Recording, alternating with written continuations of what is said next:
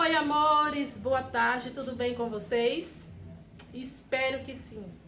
Olha só, antes de começar a nossa aula de hoje, vai pegando aí, ó, seu livro de português, nossas páginas 138b, 139 e 140. Eu quero convidar vocês a fazer um momento de oração. Toda vez que vocês sentarem para fazer as atividades de vocês, faça esse momento de diálogo com Deus, de conversa com Deus.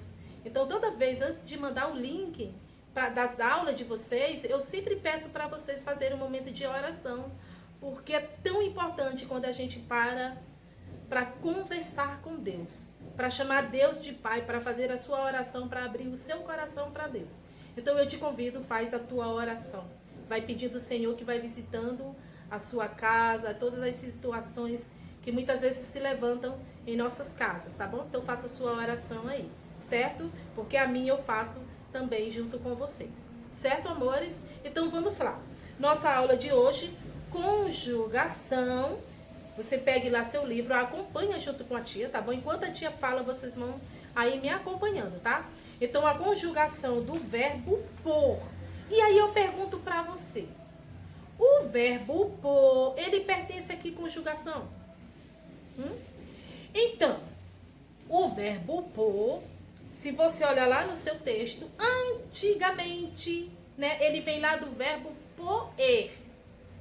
Do verbo poer. E o verbo poer pertence a que conjugação?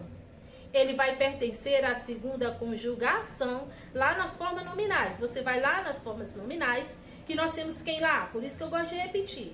Nós temos quem? O infinitivo, gerúndio e o particípio. Vou repetir tudo de novo. O infinitivo é os verbos terminados em ar, er, i. Gerúndio terminado em ando, endo, indo. Particípio, ado, edo, ido. Eu estou só relembrando isso aqui para vocês poderem me dizer o verbo, só relembrar que o verbo por, ele pertence à segunda conjugação, que é aquela é o er, né? Que ele vem do verbo poer, terminado com er. Então, o verbo por foi tirado lá de dentro. Então, ele faz parte da família da segunda conjugação. E ele faz parte dos verbos irregulares. Tá bom? Então, quando vocês lembram que nós falamos a esse respeito dos verbos irregulares, né?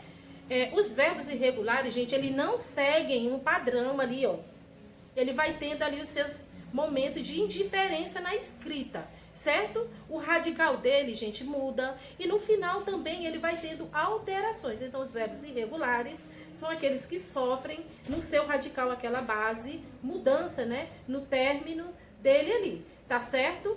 Então, o verbo por ser classificado como um verbo irregular, ele não consegue ter todas as suas formas conjugadas no irregular, não, viu? Então, ele vai ter ali, em algum lugar, algumas circunstâncias, algumas indiferenças. Porque ele vai dizer pra gente que, por ser classificado como verbo irregular, não significa que todas as formas de conjugação dele sejam irregulares. Então, vai ter situação que ele vai sair desta modalidade, certo? Então, vamos lá. Busquem lá olhar na página 138, ele está dando umas tabelas para vocês como devemos conjugar os verbos, né? E quando eu voltei agora falando para vocês das formas nominais, para que você tenha domínio das conjugações, é necessário o quê? Que eu saiba que os verbos, eles flexionam em quê? Pessoa, número, né? Modo, tempo e as formas nominais, né? Eu preciso, dentro dessas classificações, dessa flexão do verbo, conhecer cada um deles, né? Eu preciso saber a pessoa, eu, tu, ele, nós, vós, eles, né? Tá lá aquela conjugação dos pronomes pessoais. O número, singular e plural, eu preciso entender o modo, se ele tá o quê? No indicativo, subjuntivo, imperativo, de afirmativo ou de negação, né? E ele também tem o tempo, que pode ser o tempo presente, o pretérito, que é o passado, e o futuro. e entender das formas nominais. A tia está relembrando tudo isso, mas vocês podem, né, tá voltando na página 120 e 121, que ele vem dar todas essas flexões, fazendo você relembrar para que você possa entender hoje e fazer as conjugações de outros verbos, como hoje nós estamos explorando o verbo por, né? Por com acento. E finalizando as nossas atividades, eu quero dar para vocês uma dica muito importante, certo? Então, repetindo aquilo que eu disse, volte lá, reveja essas flexões para que você possa responder com sucesso as suas atividades. E aí eu quero te convidar, eu quero também fazer uma lembrancinha aqui para vocês. Lembrancinha não, eu quero dar um recado.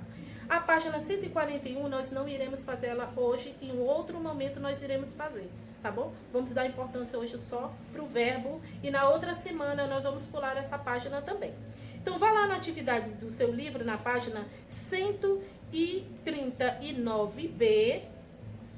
Vou explicar para você como é que você vai fazer, lembrando que todas as suas atividades que vocês irão fazer hoje relacionada ao verbo por, você vai necessitar voltar no texto para responder, porque todas elas estão precisando que você conjugue os verbos no presente, no modo indicativo, no modo do subjuntivo.